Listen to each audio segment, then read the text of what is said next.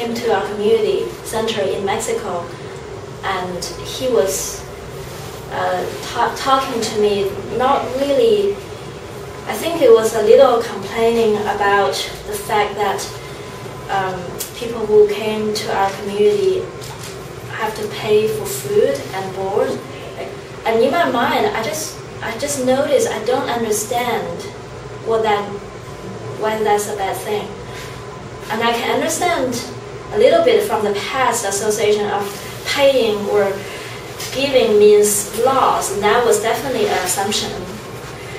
Or working or giving something effort to other people as a little bit of loss or sacrifice. And then that's probably where this complaint are coming from. But right now, when the giving is completely associated with receiving everything, so when he had this comment of, I'm giving and I'm giving, and I was thinking, that's great. It's like I can't really comprehend in that moment of what I was really saying. So are you saying, like, when you see something like an accident or whatever, you look at what you want to do is look beyond it? You look at You're not really looking at it, at whatever is going on. You're looking beyond. You look at what is coming up within. As a symbol for you. Right now, after all these interpretations and boxes and definitions being washed away, what is just what is. There is no reinterpretation or telling myself which box it fits in. So there is no interpretation, basically. Like you said yesterday, no conclusions are drawn. Yeah, you might say that lesson number 2 in the Course in Miracles is I have given everything I see all the meaning it has for me. Mm-hmm. And when you are asked by Jesus to withdraw that meaning and let the world be like a blank slate, what he's really doing is he's saying, then let the Holy Spirit show you the meaning. You know, like the Holy Spirit has a meaning there. It's not like a vacuum. The Holy Spirit is love. The Holy Spirit is an amazing, a spectacular way at looking at the world, and if the mind even had a taste of that, how spectacular that was, you know, it couldn't long hold on to the old fragmented way. It would be like, wow, that is, oh, let's take your breath away, spectacular. It's not like a vacuum at all. Like, okay, just empty it away.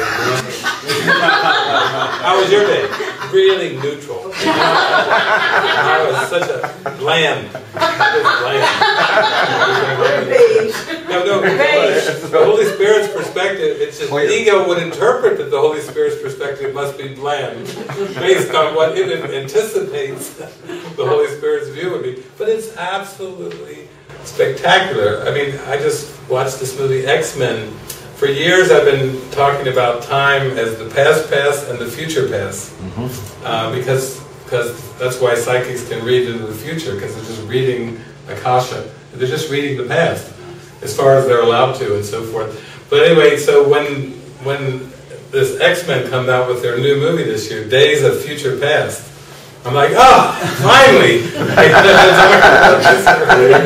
15, 20 years, and now I see it on the big screen, titled Days of Future Past. But there's one particular scene in there where the one character can totally slow down time.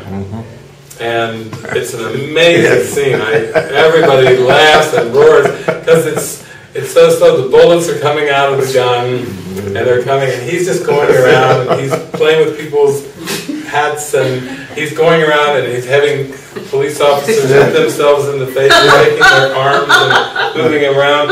And so they show this thing, maybe it takes like 45, 50 seconds as he's going around and doing all these things, and then they speed it up to regular speed.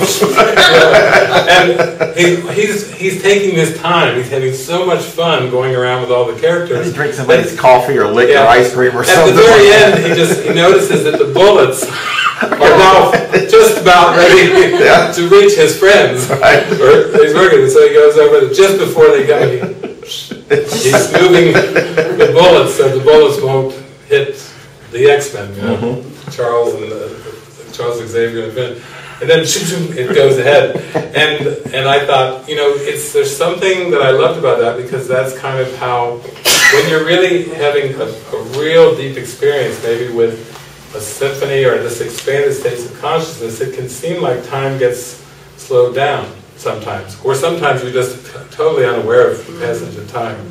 You don't know whether it's been seconds or minutes or hours or days in these mystical experiences. There's no relation to this expansive state of mind with time. They just aren't even connected in any way.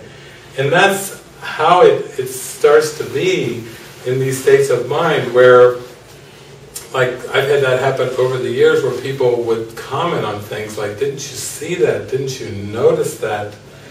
Or there's things that are, well, he looked at her that way, or did you see the look? Or did you see, all these little scraps of grievances and errors that the mind, the ego is looking for, that when you're in the healed mind, you aren't looking. You're not looking for evidence of fear and guilt. Because that's how it works. You find what you're looking for. As you sow, so shall you reap. Karma, giving and receiving are the same. That's the universal law. But when you are clear of that motive of looking for error, then you don't see it.